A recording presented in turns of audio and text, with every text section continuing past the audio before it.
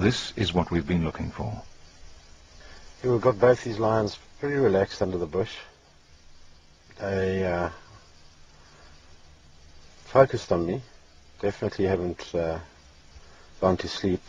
So what I'm going to do is sneak out this side of the car, keeping my body hidden behind the vehicle. Once I realize that they're completely relaxed with me outside the car, I'm going to get down on all fours and crawl towards them.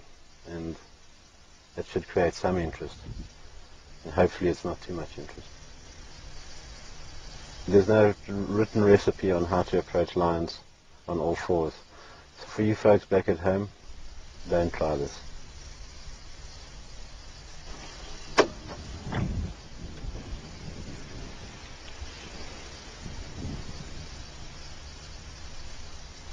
The lions are aware that we're out the car. The one's staring continuously in my direction. Keeps checking. So they are aware we're out the car. As an upright human, he'd be scared of me. If I went down on all fours, it'll change his attitude. Let's just show you.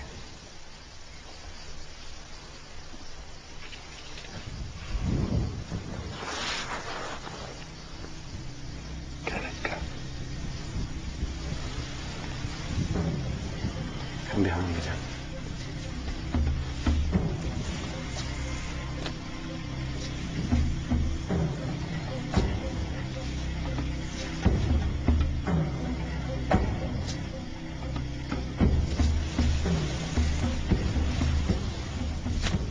Straight towards him. I think he's going to probably scoot, so I'm going to crawl towards this bush in front of me.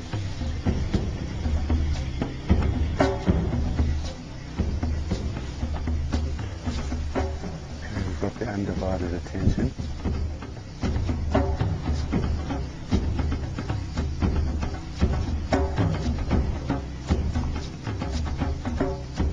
Lions have individual character. Mike will be meeting the more confident one.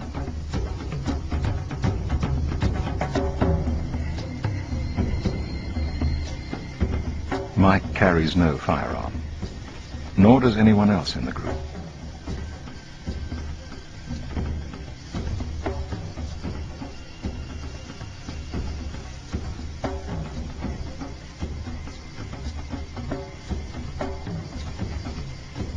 If the lion rushes Mike now, he has absolutely no chance of making it back to the vehicle.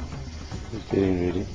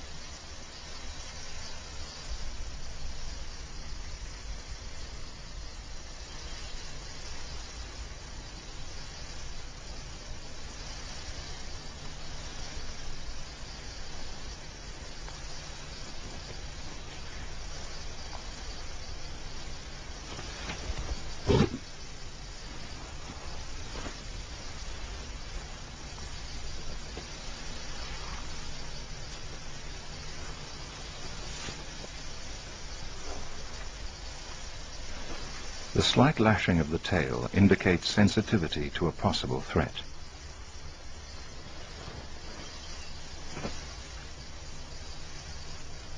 Mike has spoken of floating over the edge of the lion's comfort zone.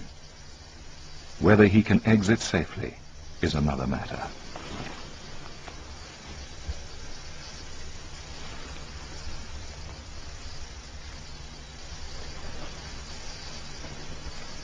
The second lion seems to be regaining its confidence.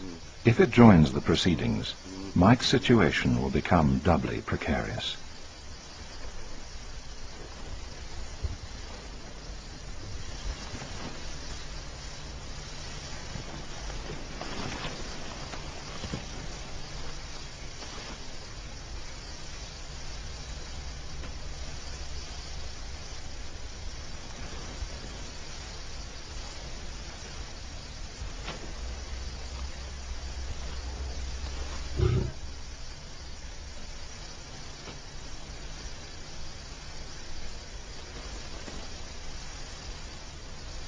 Mike plays the lion along, trying to keep its psyche balanced on the razor's edge between interest and caution, or between attack and retreat.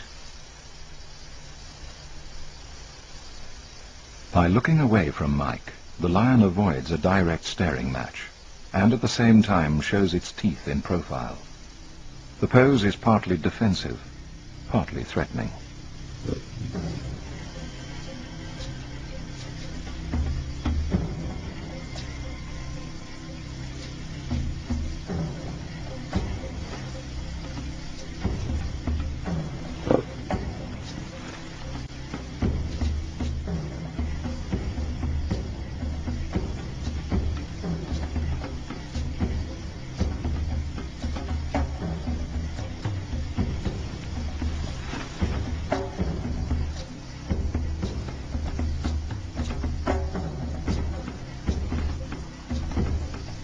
Mike lies back in the grass.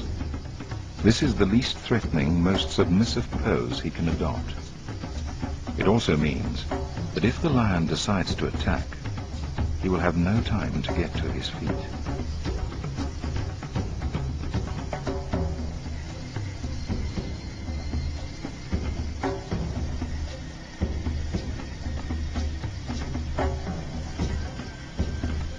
An exploratory jab with a paw could remove Mike's face.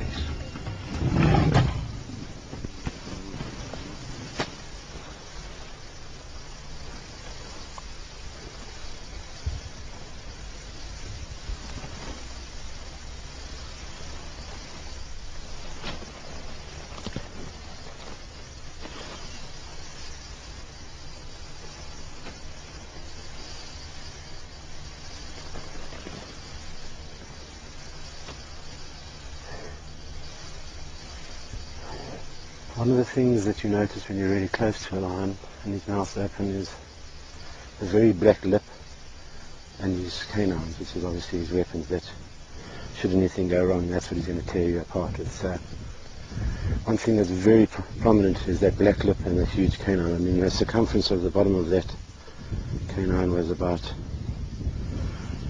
bigger than $1, you know, so very sharp.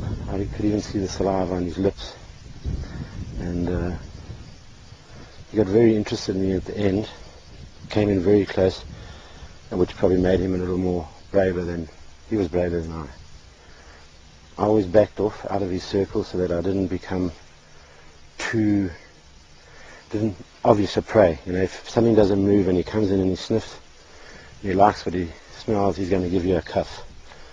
And if that cuff knocks you out or injures you, or draws blood, the whole process changes. The cogs go forward and that's what becomes a kill. So our lion's man-eaters, this morning it didn't look like. He was very interested as a toy or a plaything, but I don't think he saw me as a food source. You can imagine that you can threaten the king of beasts with a toilet roll, and that's simply not to knock him out with or, you know, shed tears, but it's basically an object that if he comes right in and it looks as though he's going to have a go at me, I'm going to use this either to throw at him, to make contact with him, or to throw past him, which will distract him for a second. It'll catch his eye, and in that second, that's the second I need to get myself out of the predicament I've just got myself.